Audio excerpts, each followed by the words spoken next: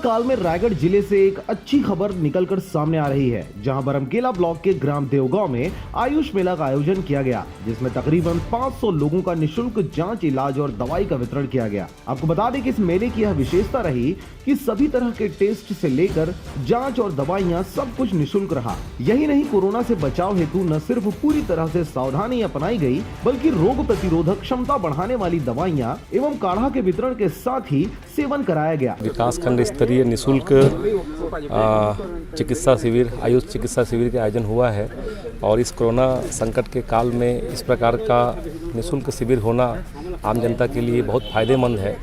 रोग प्रतिरोध क्षमता बढ़ाने के लिए ग्रामीण क्षेत्रों में प्रचार प्रसार के लिए यह शिविर का आयोजन किया गया है। साथ में आज आप सबको पता है पूरा विश्व, पूरा देश कोरोना की महामारी से जूझ रहा है और लोग इस कोरोना के समय में ये आयुष और जो आयुर्वेद और जो होम्योपैथी का जो इलाज की तरफ पूरा देश भाग रहा है।